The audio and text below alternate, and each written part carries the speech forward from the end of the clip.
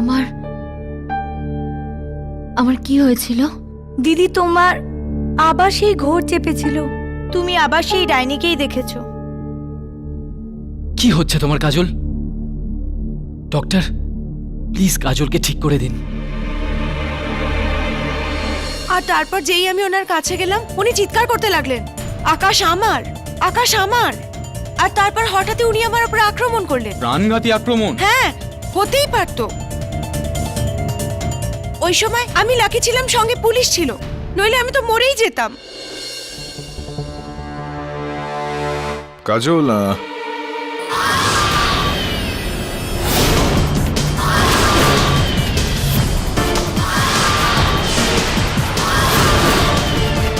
চলে যাও জজ সাহেব, জজ সাহেব প্লিজ আমাকে বাঁচান, এ আমাকে মেরে ফেলবে। চলে যাও, তুমি তুমি ধূসর ডাইনি, চলে যাও এখান কাজল, আমি থেকে। কেডি পাঠক, Please, তোমার আমাকে কেউ উকিল। বাঁচাও, please, Kajal. please। Mister Jaiswal, আপনি ঠিক বলেছেন, আমার শরীর ঠিক নেই, আমার কিছু হয়ে গেছে, আমি পাগল হয়ে গেছি। কাজল, কাম ডাউন। আমি সব জায়গায় ওই ডাইনিটাকে দেখতে পাই। আমি ওই নার্সকে মেরেছি। আমার যখন ঘোর চাপে, হয়তো ওই ঘোরের চাপে আমি নিহারিকা দেবীকে মেরে ফেলেছি। হয়তো আমি নিহারিকা দেবীকে মেরেছি।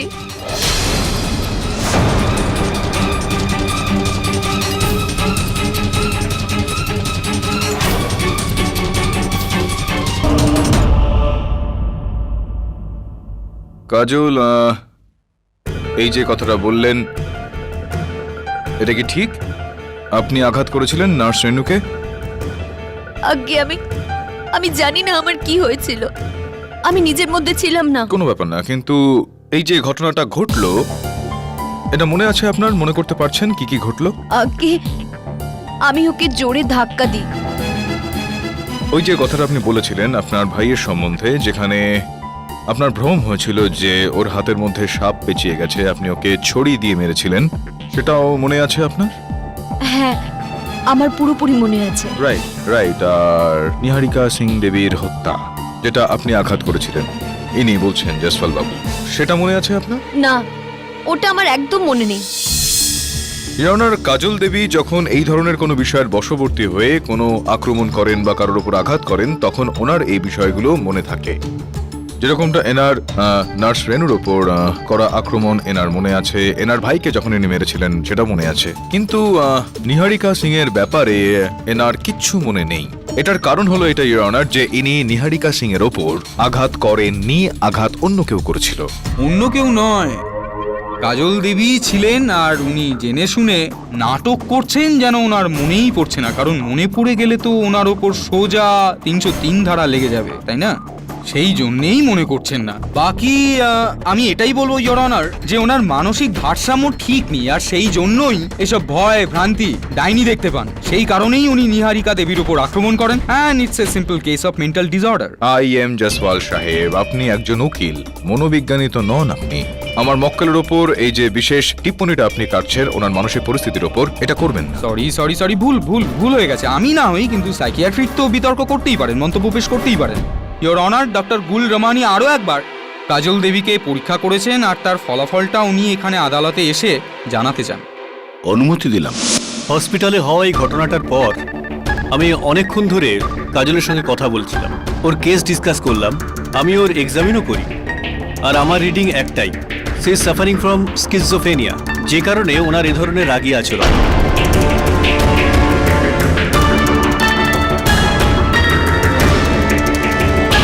মানে সেই ধূসর ডাইনি? কোনো ডাইনি নেই, এটা ওনার ধারণা, ওনার ভ্রম। ওনার মাথায় এমন একটা ভয় বাসা বেঁধে রয়েছে, যে কারণে ওনার যে কোনো ধরনের প্রতিক্রিয়াই হতে পারে। ভয়ের প্রতিক্রিয়া, এটা জয়সওয়াল বাবু, থ্যাংক ইউ। ভয়ের প্রতিক্রিয়া হয়টা ঠিক কি কি হয় তখন? দয়া করে আদালতকে একটু বিস্তারিতভাবে বলবেন। কি রয়েছে ওটা আপনার কানের পিছনে? কোন পোকা কামড়াবে কিন্তু আপনাকে? এই এদিকে গেছে, পেছনে এদিকে এসছে, আপনাকে কিন্তু কাটতে পারে এটা। পেছনের দিকে। কি সব মজা করছেন এখানে? কোনো পোকাটোকার ব্যাপার নেই। কি করছেন আপনি? Mister Pathak, what is the meaning of this? না ইওর অনার, আমি মজা একদমই করছিলাম না, শুধুমাত্র এইটা স্পষ্ট করার একটা চেষ্টা করছিলাম যে ভয়ের প্রতিক্রিয়ায় মানসিক ভারসাম্যর সঙ্গে কোনো লেনদেন নেই। ভয়ের প্রতিক্রিয়া সব মানুষের মধ্যেই হয়, যেরকমটা এনার মধ্যে আমরা দেখলাম। ঠিক এরকম ভাবেই কাজল হাসপাতালের ওই ঘরে একা ছিল, ভয় পেয়ে গিয়েছিল। নার্স রেনু হঠাৎই তখন ওনার সামনে চলে আসেন আর ভয়ের কারণে উনি ওনার উপর আঘাত করে দেন। এটার এনার মানসিক ভারসাম্যের সঙ্গে কোনো লেনদেন নেই। Am I right, কাজল?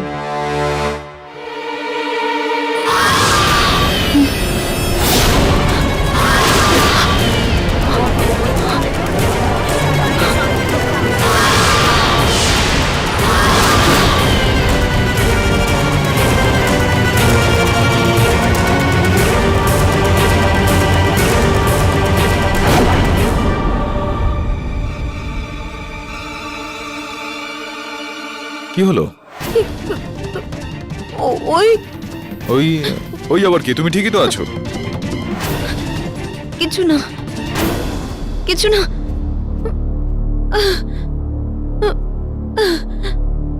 এই নাও, জল খেয়ে নাও।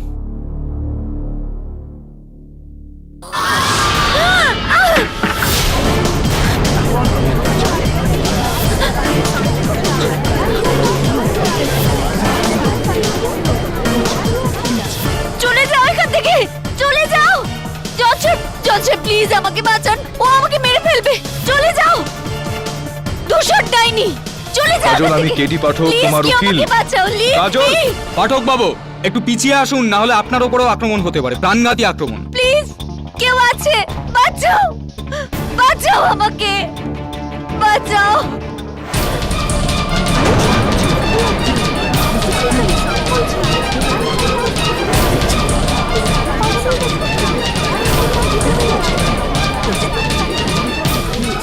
মিস্টার জয়সওয়াল, আপনি ঠিক বলেছেন।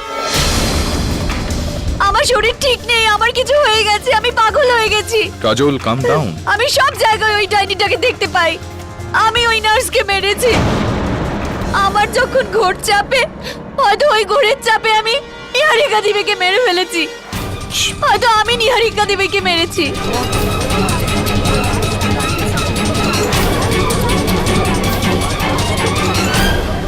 কনফেশন, ইওর অনার, কনফেশন, অপরাধের স্বীকারোক্তি। ইওর অনার, আমি আদালতের কাছে আবেদন করছি আমার মক্কেলের এই কথাগুলোকে যেন খুব সিরিয়াসলি না নেওয়া হয়, কারণ ওনার মানসিক ভারসাম্য এই সময় ঠিক নেই ইওর অনার, আর ওনার শারীরিক পরিস্থিতি এখন।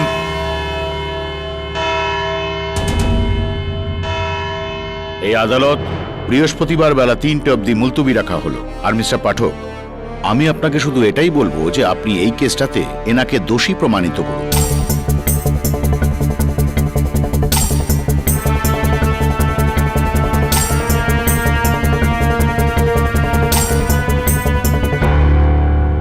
যাতে এই কেসটাতে যত তাড়াতাড়ি সম্ভব বিচার হয়ে যায়। আর এটাই প্রথমবার নয় যখন কেউ মানসিক অসুখের দ্বারা আক্রান্ত হয়ে হত্যা করেন। The court is adjourned.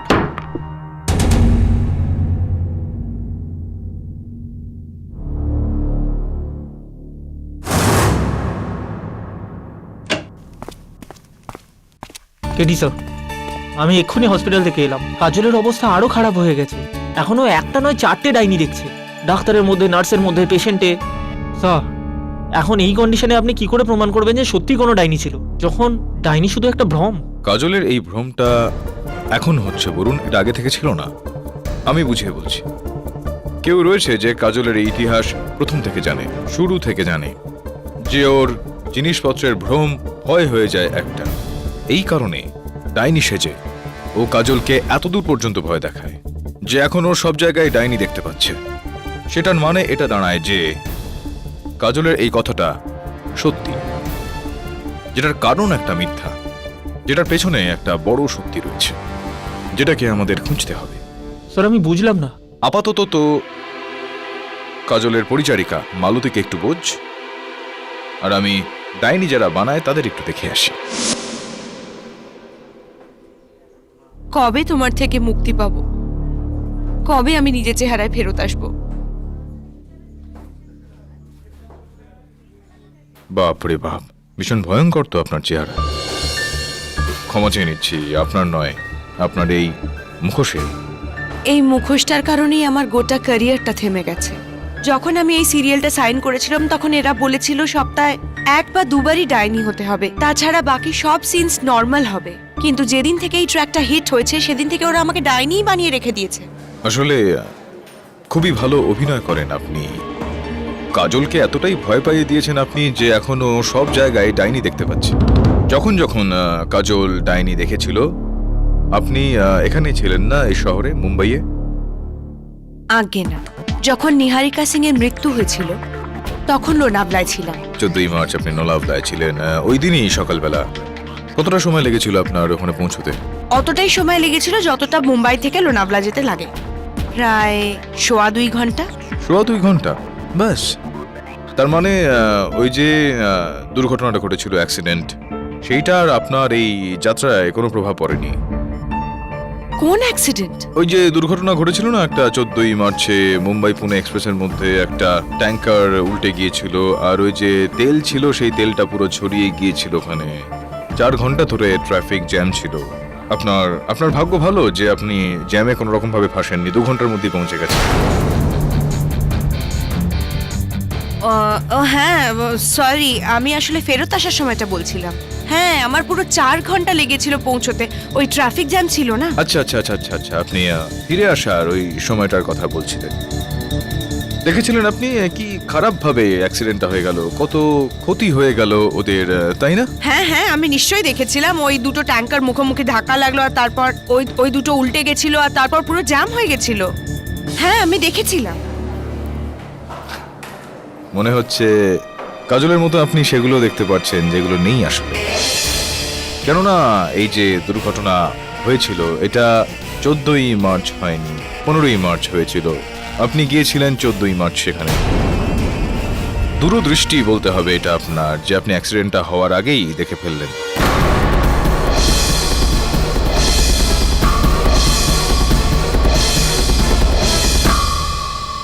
আপনার ব্যাপারে লোকেরা একদম ঠিক কথা বলে মিস্টার পাঠক। আপনার থেকে মিথ্যে লুকিয়ে রাখা যায় না। হ্যাঁ, শুধুমাত্র আমার কাছেই নয়, মিথ্যা এমনিতেই খুব একটা বেশি দিন লুকিয়ে থাকে না। চলুন বলুন সত্যিটা কি। ঠিক আছে, আমি আপনাকে সত্যিটা বলছি, কিন্তু একটা নয়, পুরো 3টে সত্যি। প্রথম সত্যি এটাই যে সেদিন আমি লোনাভলায় যাই। দ্বিতীয়, আমি নিহারিকা সিংকে মারিনি। আর তৃতীয় এটা যে এই খারাপ ডাইনি যে কস্টিউমটা, ওটা একটা নয়, 2টো। হ্যাঁ, পুরো 2টো কস্টিউম। দ্বিতীয় কস্টিউমটা সবসময় ইরফানের কাছে থাকে। ডিরেক্টর ইরফান? একদম বাজে কথা বলবে না। তুমি তো পুরুষ মানুষ, ভালোবেসেছো না আমাকে, তো বিয়েও করো। কি? আচ্ছা সঞ্জু, আমি তোমাকে পরে ফোন করছি, কেউ এসেছে। হ্যাঁ।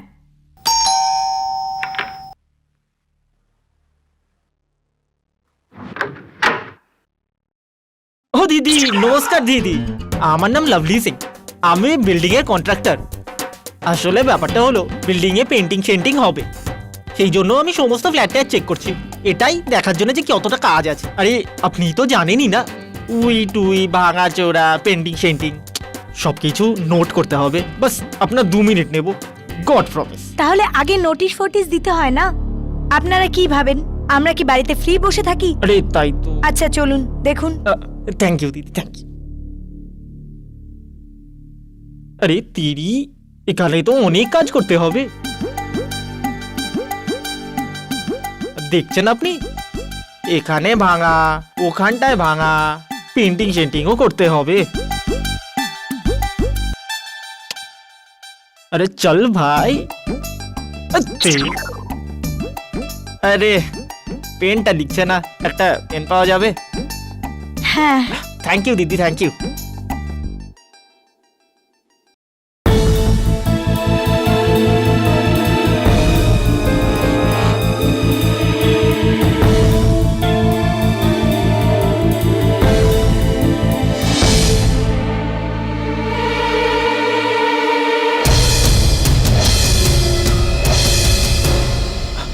থ্যাংক ইউ দিদি। আর দিদি শুধু 2 মিনিট লাগবে, আর এক্ষুনি আমার কাজ শেষ করে ফেলছি। ও দিদি, দিদি আপনার পিছনে ডাইনি। কই? ওই তো ওই পর্দার পেছনে। আরে আমি বলছি ডাইনি ছিল। ওখানে একটা ডাইনি দাঁড়িয়ে ছিল, আমি বলছি। আমি তো কিছু দেখতে পাচ্ছি না, কোথায়? আরে গড প্রমিস ছিল, বিশ্বাস করুন। দেখো, বিল্ডিং ঠিক করার আগে নিজের মাথাটা ঠিক করো। আরে, যাও এখান থেকে, বেরো। দিদি আমি বলছি তো। বেরো এখান থেকে আমি building এক্ষুনি। contractor। চলো বেরো দিদি। বাইরে। আরে গড প্রমিস ওখানে ডাইনি ছিল দিদি, আমার কথাটা তো শুনুন। আপনি বেরোন এখান আরে, থেকে। আমার বেরো, কথাটা তো যান শুনুন। এখান থেকে। আরে,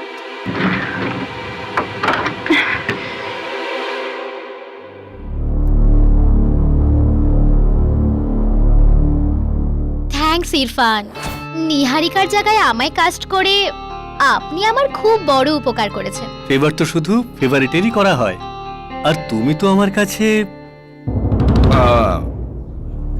আই সরি, আমি জানতাম না যে ভেতরে কেউ আছে। ইরফান বাবু, আপনি বলেননি তো যে ওই ডাইনির একটা নয় দুটো বেশভূষা ছিল? আপনি, হ্যাঁ হ্যাঁ, ওটা দুটো ছিল। আই মিন ছিল মানে? স্যার, ওই যে দ্বিতীয় ড্রেসটা ছিল ডাইনির, ওটা 1 মাস আগে ড্রেসম্যানের কাছ থেকে চুরি হয়ে যায়। চুরি হয়ে গেছে? তো তাহলে তো সম্ভব এটা যে কেউ এই কস্টিউমটা চুরি করে সেটাকে পরে নিয়ে নিহারিকাকে হত্যা করেছে। পসিবল এটা? নিহারিকা সিংহকে কাজলই মেরেছে, আর ভালো হয়েছে ওই শয়তানটা।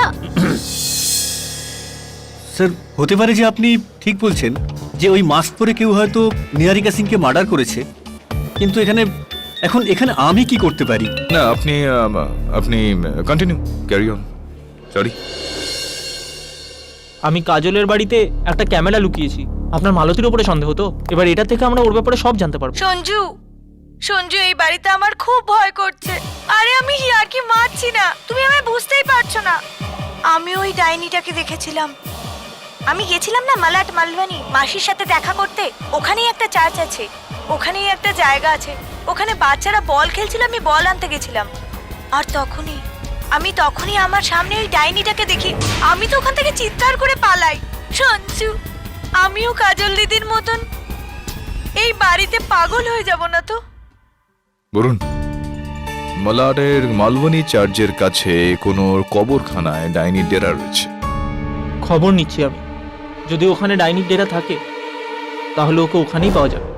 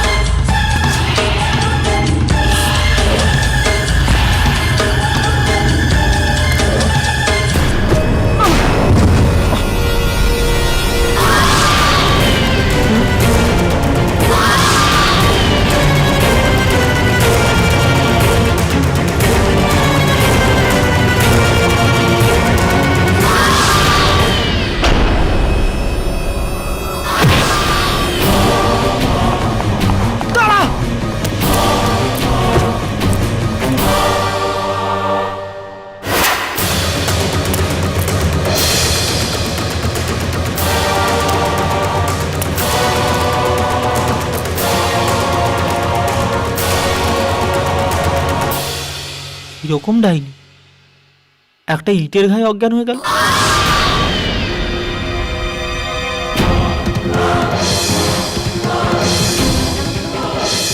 রাখা?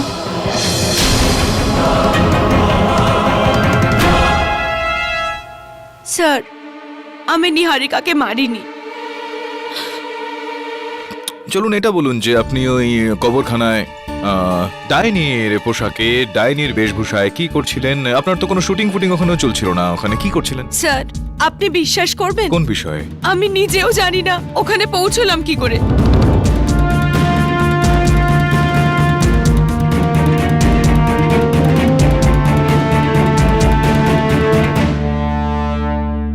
আমি সেটে ছিলাম নিজের গেটআপে, আর আমি ওকে দেখলাম।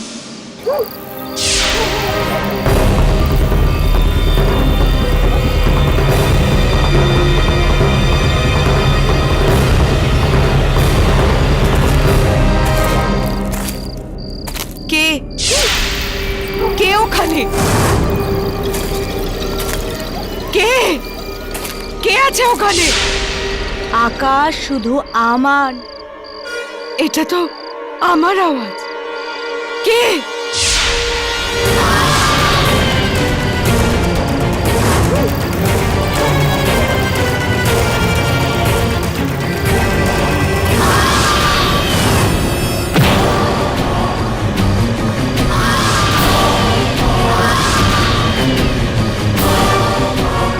আর তারপর যখন আমি চোখ খুললাম তখন আমি নিজেকে ওইখানে দেখলাম। নিশ্চয়ই এই ডাইনিটাই আমায় ওখানে নিয়ে গেছিল। ননসেন্স।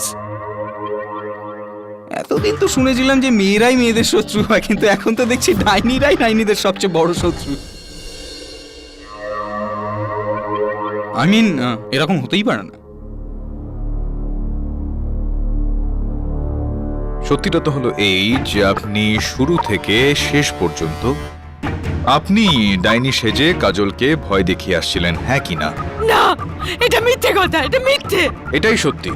আর এটাও সত্যি যে আপনি সেদিন নোলাভলায় নয়, মুম্বাইতেই ছিলেন। সত্যি এটা? হ্যাঁ হ্যাঁ, আমি মুম্বাইতেই ছিলাম সাজনের সাথে। আমার আর সাজনের অ্যাফেয়ার চলছে। নিজের বউয়ের থেকে বাঁচার জন্য এই কথাটা বলেছিল যে আমি লোনাভলাতে আছি। আর সেই জন্যই আমি আদালতে মিথ্যে কথা বলি, ওনার এই সত্যিটা লুকোনোর জন্য। না হলে আমার রোলটা কেটে দিত সিরিয়াল থেকে। আর আমি এই মিথ্যেটা কাজলকে ভাসানোর জন্য বলিনি। আর ও তো বেচারি নির্দোষ, আর ও আমার শত্রুও নয়। আমি এইসব সাজনের বলাতেই করেছিলাম। আমি কিছু করিনি, আমায় ছেড়ে দাও। আপনি বলছিলেন যে ওই ডাইনি আপনাকে কাঠ দিয়ে আক্রমণ করে। কোথায় চোট লাগে আপনার? এখানে দেখি একটু। এখনো দাগও থাকবে, দেখুন।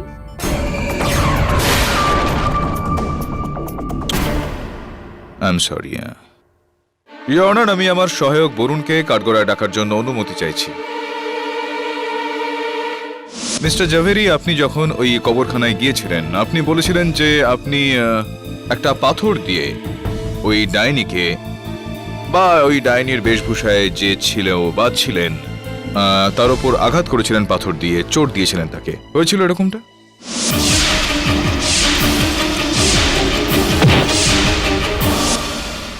আগে হ্যাঁ, কিন্তু ইওর অনার, আমি আজ অব্দি কোনো মহিলার গায়ে হাত তুলিনি। আর এ তো ডাইনি ছিল। আই মিন, একে তো মহিলা বলা যায় না। আর আমি নিজের প্রাণ বাঁচানোর জন্য ওর মাথায় ইট মেরেছিলাম। মিস্টার জাভেরি, নিশ্চিন্তে থাকুন। আপনার চারিত্রিক বৈশিষ্ট্য নিয়ে এখানে কোনো রকম প্রশ্ন তোলা হচ্ছে না। শুধুমাত্র এটা জানতে চাইছিলাম যে আঘাত দিয়েছিলেন আপনি ওনাকে, তো কোথায় আঘাত দিয়েছিলেন? পাথরটা কোথায় মেরেছিলেন? আগে ওর মুখে, আই মিন ওর মাথায়, এখানে কপালের কাছে। মাথার ওপর, এখানে সামনের দিকে? আগে হ্যাঁ, এখানে। যেটার মানে এটা দাঁড়ায় যে সেটা রক্ষা দেবী হতে পারেন না, কারণ রক্ষা দেবী তো চোট এখানে মাথার পেছনে লেগেছিল বলে উনি বললেন।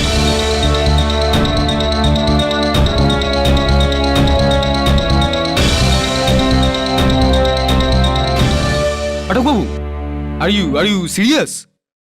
হ্যাঁ, না, এই জন্যই জিজ্ঞেস করছি, কারণ আমরা এখানে অলরেডি একটা ডাইনি নিয়ে কনফিউজ হয়েই আছি, আর এখন আপনি অন্য ডাইনি নিয়ে এসছেন, ডাইনি ইন ডাবল রোল। আচ্ছা, ব্যাপারটা কি এমন যে এরা সবাই মানসিকভাবে অসুস্থ? বলুন, আপনিও ভূতপ্রেত দেখেন আপনি?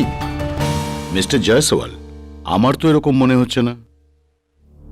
ইওর অনার, আমি কাজল দেবীর পরিচারিকা মালতীকে কাঠগড়ায় ডাকার জন্য অনুমতি চাইছি। অনুমতি দিলাম। মালতী দেবী, ওই যে কবরখানা রয়েছে মালবনী চার্চের পাশে, শুনেছি যে আপনিও সেখানে একটা ডাইনি দেখেছিলেন কিছুদিন আগে, সত্যি এটা? আপনি এই কথাটা কি করে জানলেন? না না না, আমি কিভাবে জানলাম সেটা ছাড়ুন, আপনি দেখেছিলেন কিনা সেটা বলুন। হ্যাঁ, দেখেছিলাম। আসলে মাসির সাথে দেখা করতে গেছিলাম। ওনার বাচ্চারা ওখানে ক্রিকেট খেলছিল, তো ওদের ওই বলটা ওই জায়গায় গিয়েই পড়ে। আর আমি যখন বলটা নিতে যাই, আর ওখান থেকে আমি পালিয়ে যাই। প্রথমে তো আমি ভেবেছিলাম হয়তো কাজল দিদির ভয়টা এখন আমারও হচ্ছে, কিন্তু পরে আমাদের বাড়িতে এক সর্দারজি আসেন বাড়ির পেন্টিং এর জন্য। উনিও সেই ডাইনিটাকে দেখেছিলেন। তখনই আমার বিশ্বাস হয়ে যায় ডাইনি আছে, কোনো আত্মা। না না না না না না, আত্মা নেই ওখানে, আত্মা নেই ওখানে, মানুষই আছে। কেননা আত্মার মাথায় ইট দিয়ে মারলে আত্মার মাথায় তো কোনো রকম চোটাঘাত হবে না। কিছু পড়ে গেছে আপনার? আপনার মাথায়ও তো কোনো চোট লেগে নেই। আপনি বসুন। ইওর অনার, এখানে উপস্থিত বাকি সাক্ষ্যদের আমি একটু পরীক্ষা করে দেখতে চাইবো, যাতে অন্তত এটা জানতে পারা যায় যে চোট কার লেগেছিল।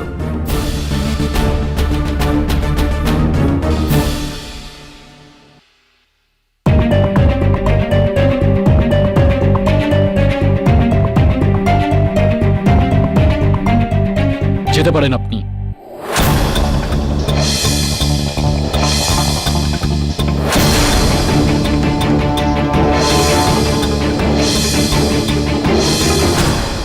এই চোটটা আপনার পুরনো?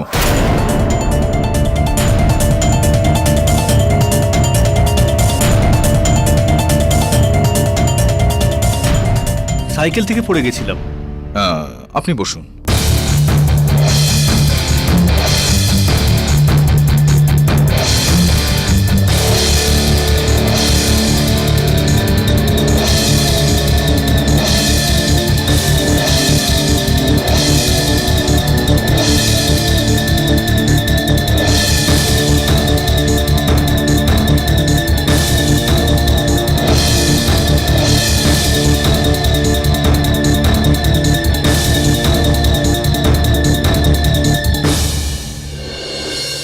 বসুন।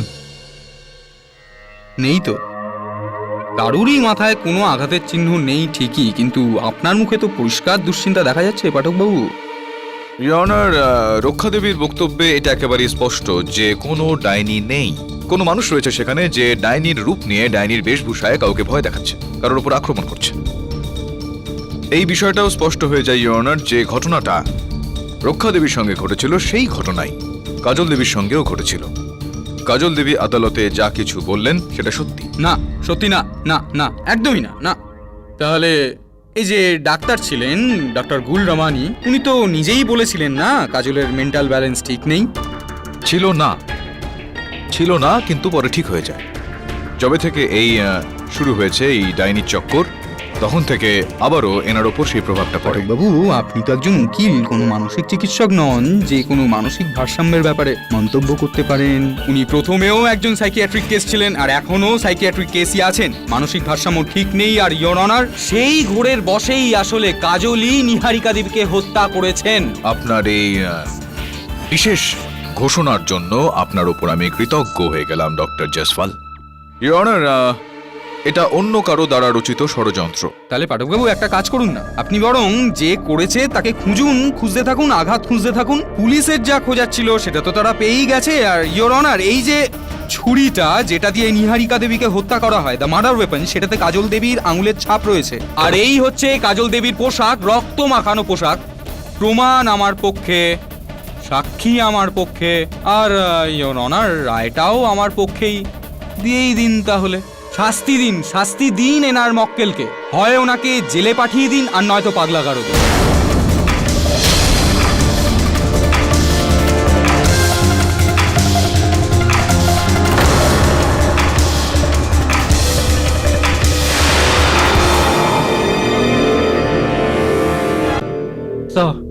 আমার মনে পড়েছে, আমি ওই সানা বলে মেয়েটাকে আগে কোথায় দেখেছি। নিহারিকা সিং এর অফিসে। আমি যখন নিহারিকা সিং এর অফিসে গেছিলাম দাবের সঙ্গে, তখন আমি একটা ফটো অ্যালবাম দেখেছিলাম।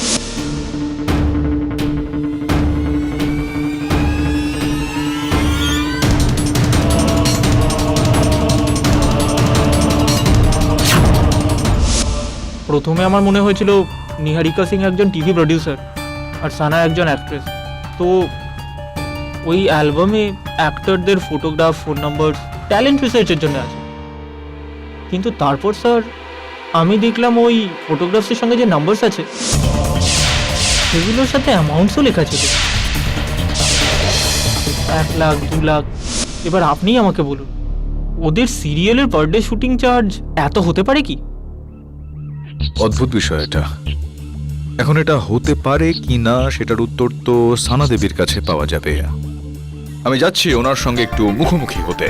তুই একটা কাজ কর, তুই নিহারিকা সিং এর অফিসে একটু যা, খোঁজ নে যে কি ধরনের ট্যালেন্ট রিসার্চ চালাচ্ছেন উনি। ঠিক আছে স্যার।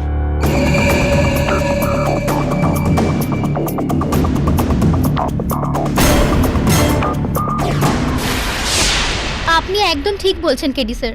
নিহারিকা সিংহকে আমি তখন থেকে জানি যখন আমি স্ট্রাগল করতে বিরাট থেকে মুম্বাই এসেছিলাম। সবার তো এটাই মনে হয় যে উনি সিরিয়ালের একজন বড় প্রোডিউসার ছিলেন, কিন্তু ওনার সাইড বিজনেস কি আপনি জানেন?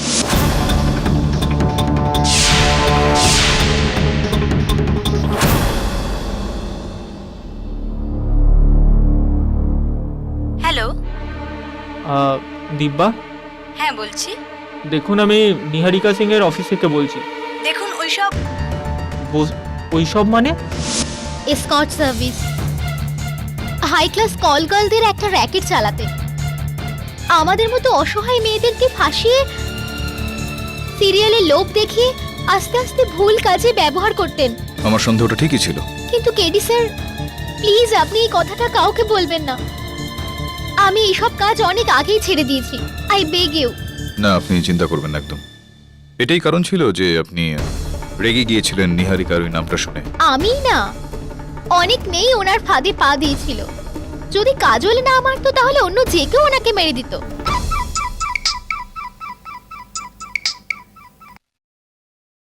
বরুণ, কোথায় তুই? স্যার আমি নিহারিকা সিং এর অফিসে আছি। গুড।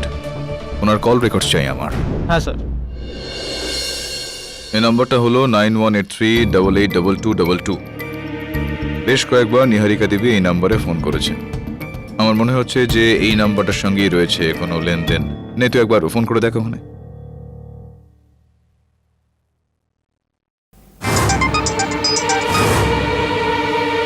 হ্যাঁ হ্যালো, আপনার নাম্বার আমি নিহারিকা সিং এর থেকে পেয়েছি কিছু মাস আগে। আপনি কে? আগে মাইসেলফ রণধীর সিং পানিসার। এই একজন ছোটখাটো মোটাসোটা গভর্নমেন্ট এক্সপোর্টার আছি। আসলে কি আমি শুনেছি আপনি বেশ তাজা তাজা আইটেম। সবকিছু আমি ফোনে বলতে পারবো না। দেখা করতে চাইলে দেখা করতে পারো। হ্যাঁ তো ঠিক আছে, আপনি আমাকে আপনার অ্যাড্রেস দিন। লেখো। Okay, tomorrow 7 o'clock, film city road. আচ্ছা ঠিক আছে, দেখা হচ্ছে। Okay, bye bye. Film city road sir, কাল রাত 7টার সময়।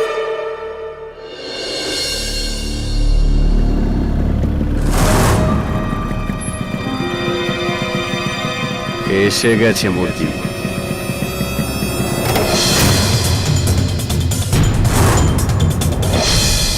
নমস্কার দাদা।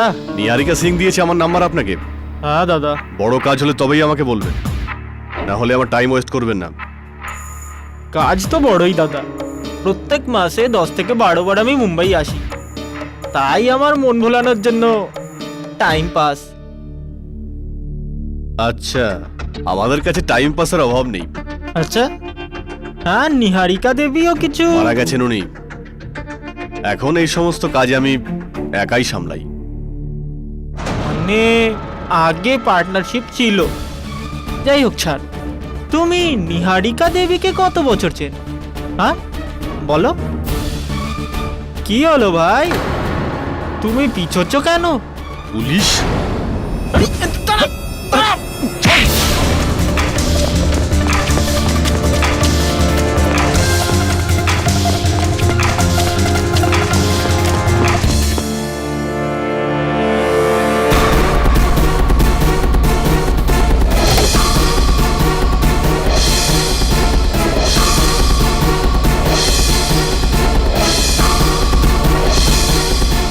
পালিয়ে গেছে স্যার, কিন্তু ওর গাড়ির জন্য তাড়াতাড়ি ধরা পড়বে। বাট স্যার, ওর নিহারিকার সঙ্গে যাই র্যাকেট থাকুক, হতে পারে নিহারিকার মার্ডারের সঙ্গে সেটার কোনো সম্পর্ক নেই। হতেও পারে, আবার নাও হতে পারে। লাস্ট ডায়াল নাম্বারটা একবার ডায়াল করে দেখি।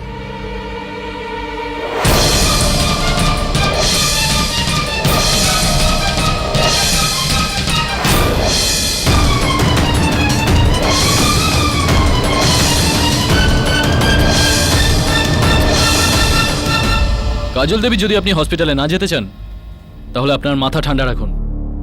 এই ডাইনি ফাইনি ড্রামা বন্ধ করুন আর চুপচাপ থাকুন।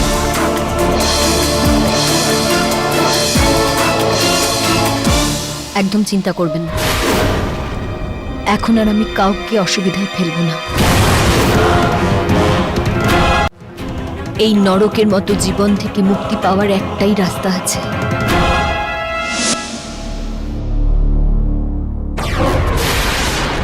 হ্যালো রক্ষা,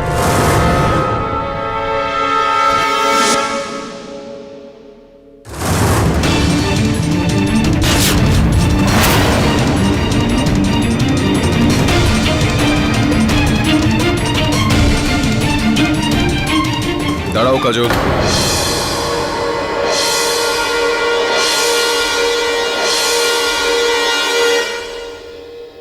এটার কোনো দরকার নেই।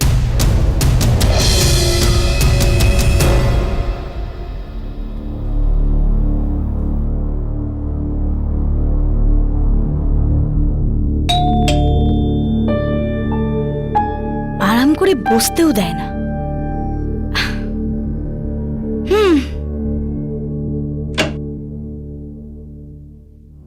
কে?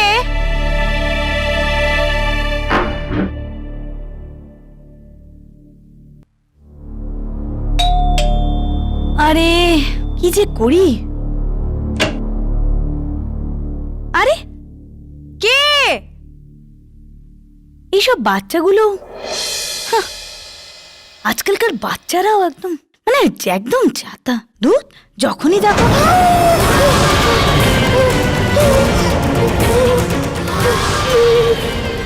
আমায় মেরো না, আমার কাছে আসবে না, দেখো আমার কাছে আসবে না। আমি পুলিশকে বলে দেবো যে তুমি তুমি তুমি তো আমার সঞ্জু, আমি তোমায় ভালোবাসি। কি সঞ্জু, তুমি আমায় ভয় দেখাচ্ছিলে? আমার বিড়াল আমাকেই ম্যাও? হ্যাঁ, আরে ভালো হয়েছে সঞ্জু তুমি এখানে আসায়। আমি তোমায় একটা দারুণ খবর শোনাবো। আমার নতুন ফন্দি যা সুপারহিট হয়েছে, এখন সবাই রক্ষাকে সন্দেহ করছে জানো। আরে বাহ, পরিত্যক্ত জায়গার নতুন গল্প, ওখানকার ডাইনি। আরে তুমি মুখোশ খুলছো না কেন? গরম লাগছে না? খোলো।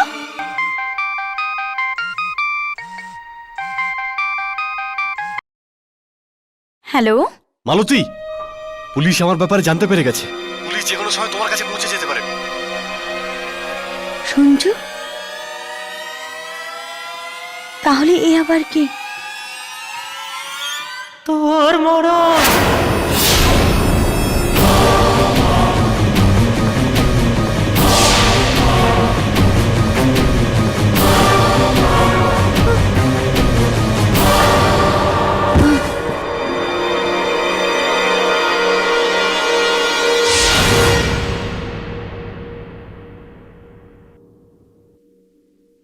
থ্যাংক ইউ মালতী। সঞ্জু 8 বছর থেকে আমার বয়ফ্রেন্ড। নিহারিকা সিং আর সঞ্জু একসাথে একটা কল গার্ল র্যাকেট শুরু করেছিল, যেটাই ওদের দুজনের মধ্যে পার্টনারশিপ ছিল। একদিন টাকা পয়সা নিয়ে ওদের দুজনের মধ্যে খুব ঝামেলা হয়। নিহারিকা সঞ্জুকেই বিজনেস থেকে সরিয়ে দেয়। রাগ করে সঞ্জু ভাবে যদি নিহারিকা সিং মরে যায় তাহলে পুরো বিজনেসটাই ওর হয়ে যাবে। এর আগেই আপনি ওনাকে এই উপায়টা বলে দিয়েছিলেন যে হত্যা করুক আর এই হত্যার দোষারোপে আমার মক্কেল কাজলকে ফাঁসিয়ে দিতে। এনার এই যে কিছু অসুস্থতা ছিল, মানসিক অসুস্থতা, সেটার সুযোগ নিয়ে। সঞ্জীব আর আমি শুরুর থেকে এই খেলায় একসাথে ছিলাম। ওই সেট থেকে ওই দ্বিতীয় কস্টিউমটা চুরি করে আর কাজল দিদিকে ভয় দেখাতে থাকে সব জায়গায়।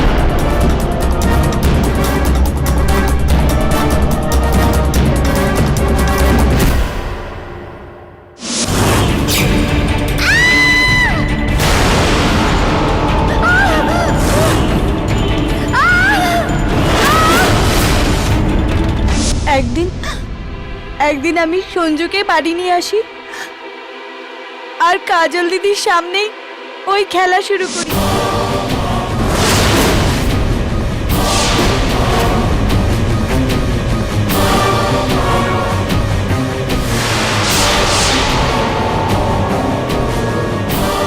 নিহারিকা সিং দেবীর দপ্তরে যে আলমারিটা ছিল, যেটাতে এই জয়সওয়াল সাহেব ফিট হতে পারছিলেন না, যেটার মানে এই দাঁড়ায় যে ওই আলমারিতে ওই সময় সঞ্জয় নয়, আপনি ছিলেন।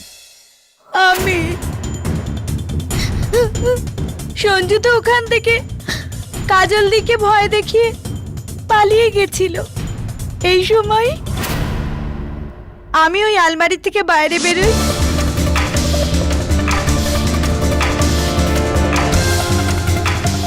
আর নিহারিকা সিংকে খুন করে ফেলি।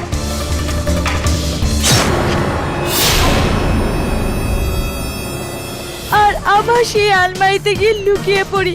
তখনই ওখানে কাজল দিদি আসে আর আমি ওর পিছন দিয়ে ওখান থেকে লুকিয়ে পালিয়ে যাই, যাতে কেউ আমাকে না দেখতে পারে।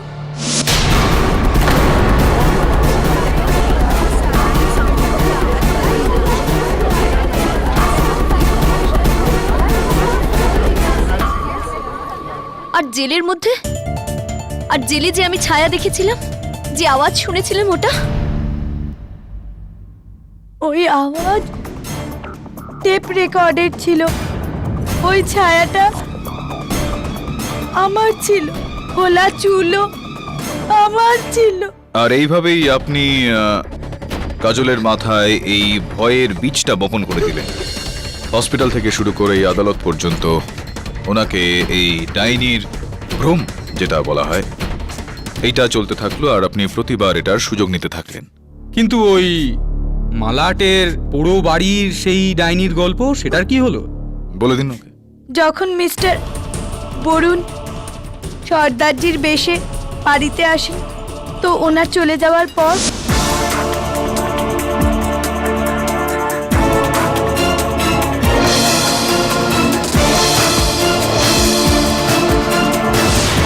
আমি তখনই বুঝতে পেরে গেছিলাম যে মিস্টার পাঠক আমাকে সন্দেহ করছেন, আর ওই সন্দেহকেই রক্ষার দিকে ঘোরানোর জন্য আমি আরো একটা মিথ্যে গল্প সাজাই, মালাটের পরিত্যক্ত জায়গার গল্প, যাতে যাতে কেডি পাঠক ওখানে পৌঁছাতে পারে আর রক্ষাকে পায়, যাকে সঞ্জু অজ্ঞান অবস্থায় এনে ফেলে দিয়েছিল।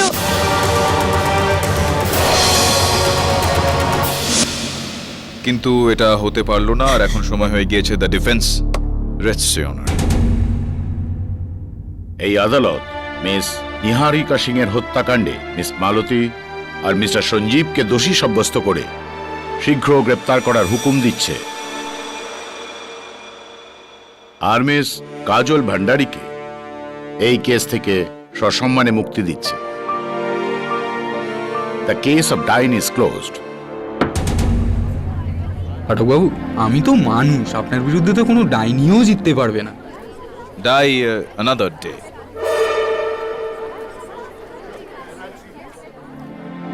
আমি আশা রাখছি যে আজকের পর তুমি ডাইনি দেখতে পাবে না।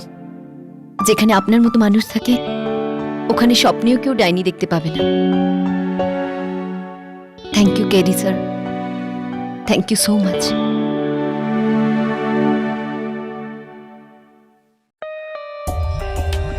For more updates, subscribe to our channel, click the show links and enjoy watching the videos.